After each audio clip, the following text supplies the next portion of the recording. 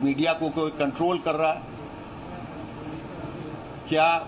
उसको कंट्रोल करने वाला वही दिखाना चाहता है जो वो चाहता है, या जो हमारी फिल्म इंडस्ट्री में हुआ वहां कोई तालमेल है वगैरह। बहुत सारे अनगिनत सवाल हैं, अनसुलझे सवाल हैं जिनका उत्तर जनता को चाहिए।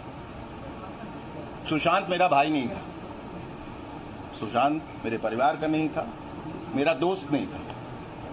तो लोगों ने के मन में ये सवाल उठना चाहिए और मेरे मन में भी ये सवाल उठा कि फिर मैं क्यों इतना उद्वेलित हुआ, मैं क्यों इतना जज्बाती हुआ। तो मैंने जब इर्द गिर्द देखा तो बहुत सारे लोग जो हैं जज्बाती, और मेरे पास बहुत सारी वजह है जज्बाती होने की। एक तो ये कि वो बिहार का नवयुवक था, बिहार की कोख से पैदा, बिहार की मिट्टी से पैदा हुआ। हम वतन हैं, हम एक ही मिट्टी से पैदा हुए। ऐसा लगता है एक ही माँ के बेटे हैं, पर ये खून का रिश्ता नहीं है।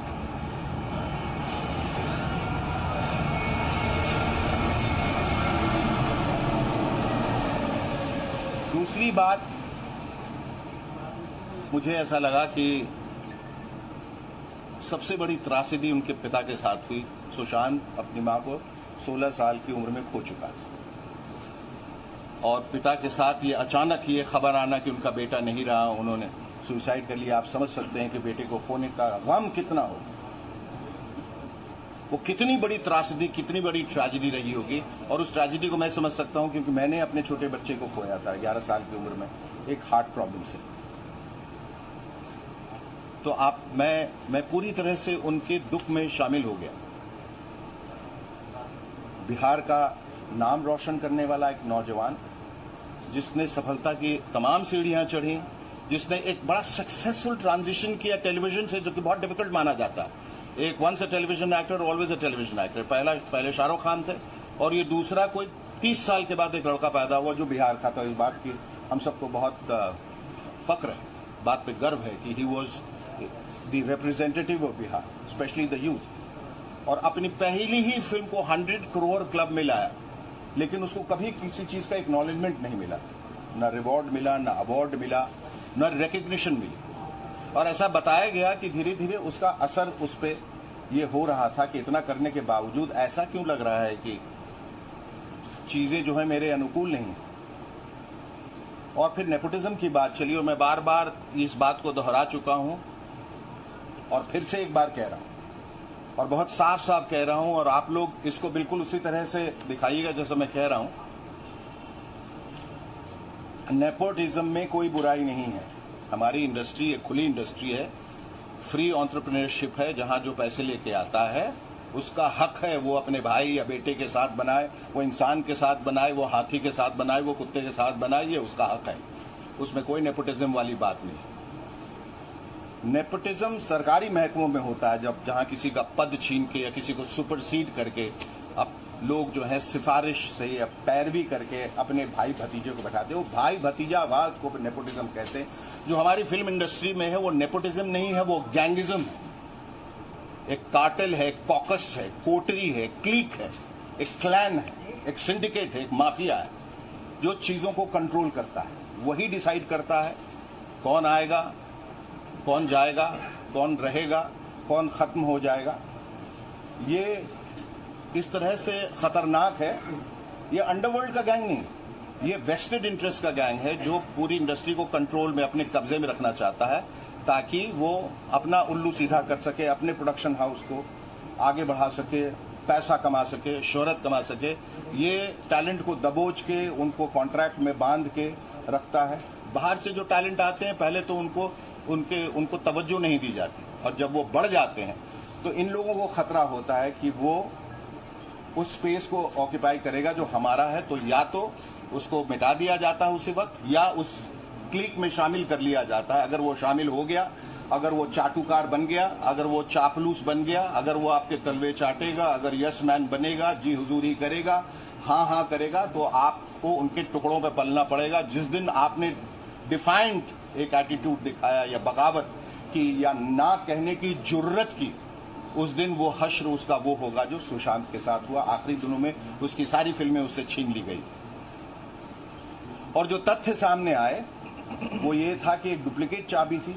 ये कितनी इसमें सच्चाई हकीकत क्या है ये नहीं मालूम, लेकिन ये सब पब्लिक डोमेन में बातें आ रही हैं और ये हमारा फर्ज हो जाता है इंसानियत के नाते, और मेरा तो खास तौर पे इंसानियत के नाते, एक फिल्म फ्रेटर्निटी में एक दोस्त गया उसके नाते, एक बिहारी होने के नाते, कि ये पता करें कि इनमें कितनी सच्चाई है और सच्चाई के लिए जांच जो है वो आवश्यक है।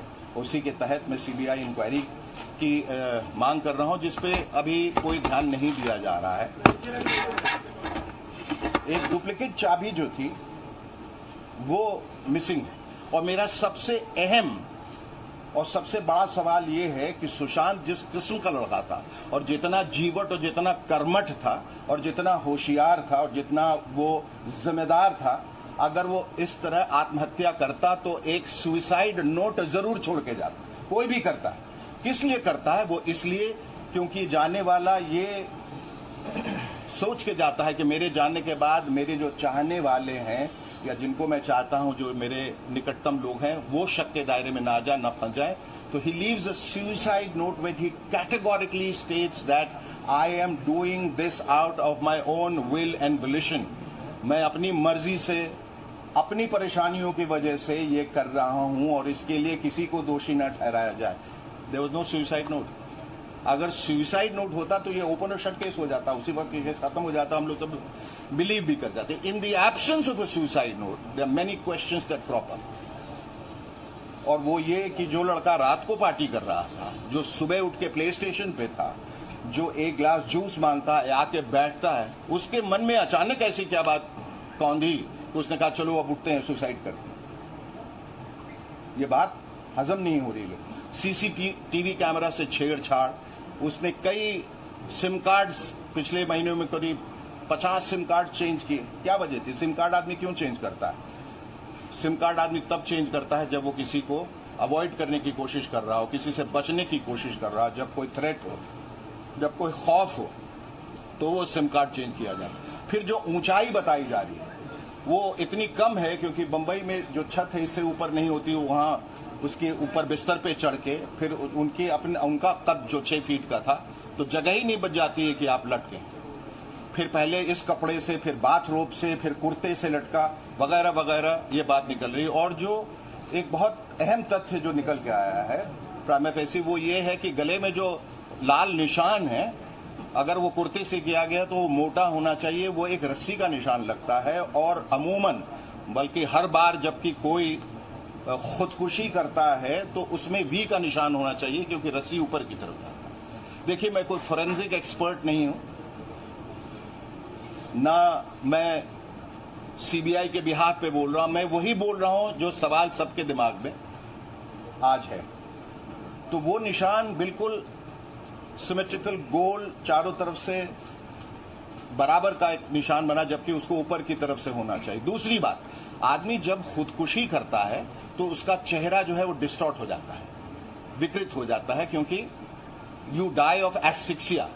एस्फिक्सिएशन से जब हम मरते हैं, चोक करके मरते हैं, आपकी आंखें बाहर आ जाएंगी, आपकी जीभ बाहर आ जाएगी, they will be frothing by at the mouth, saliva निकलेगा, आपकी गर्दन टूटेगी, जहां से कपड़ा लगाया गया है वहां रॉड, पंखे का जो ब्लेड्स है उसमें वो टेढ़ा मेढ़ा हो सकता है। ऐसा कुछ भी नहीं लगा। और भी बहुत सारी बातें निकल के आई हैं। क्या इसमें एक फाइनेंशियल एंगल था, एक प्रोफेशनल राइवलरी थी, या कोई इमोशनल टर्बुलेंस था? लोगों का कहना है वो बाइपोलर था, यानी कि दो शख्सियत एक शख्सियत के अंदर जब आ जाती है, जिसको स्किज़ोफ्रेनिया भी कहते हैं, जहां हर चीज द्विपक्षीय हो जाता है, जहां आदमी को समझ में नहीं आता वो क्या कह रहा है, क्या कर रहा है, उसको क्लिनिकल डिप्रेशन का भी नाम दिया जाता है, मैनिक डिप्रेशन का भी नाम दिया जाता है। इस सब के तहत ये क्या हुआ अचानक, और अगर उसने प्रोफेशनल राइवलरी की वजह से हुई तो वो लोग कौन थे जिनकी वजह से, that is called abetment to suicide. अगर आपने आत्महत्या भी नहीं किया, लेकिन उनके पीछे वो कौन लोग थे जिन्होंने ऐसी परिस्थितियां पैदा की जिसकी वजह से वो मजबूर हो गया अपने जाने में। यही सारे सवालों को लेके मैंने ये मुहिम की शुरुआत की, जिसमें लोग जुड़ गए हैं। लेकिन सरकार की तरफ से अभी कोई ऐसा आश्वासन नहीं आया है कि सीबीआई की जांच होगी, और उसी के तहत मुझे लगा ये मेरी नैतिक जिम्मेदारी है कि मैं पटना आऊं मुझे बहुत लोगों ने मना किया कि आप एक अनजान किसी एक्टर के लिए क्यों आ रहे हैं। हमने कहा, हमने बार बार इस बात को एम्फसाइज किया, अंडरलाइन किया है कि हमारी इंडस्ट्री एक परिवार है। ये उनके साथ हुआ, हमारे साथ भी हो सकता था, किसी के साथ भी हो सकता था। आवाज़ उठानी ज़रूरी है, लेकिन हैरत की बात है कि न इंडस्ट्री से आवाज़ उठ रही है, न नेशनल न्यूज़ पे आवाज़ उठ रही है। सिर्फ सोशल मीडिया पे बहुत सारे लोग जो हैं वो कह रहे हैं कि इसकी जवाबदेही होनी चाहिए, और उसी के तहत मैं यहाँ आया।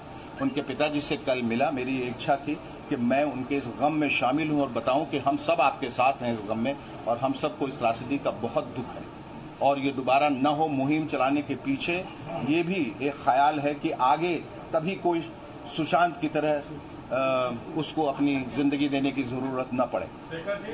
एक सेकेंड, अभी मैं ख़त्म हूँ। और उस वजह से फिर मुझे ऐसा लगा कि मुझे यहाँ के मुख्यमंत्री से भी मिलना चाहिए।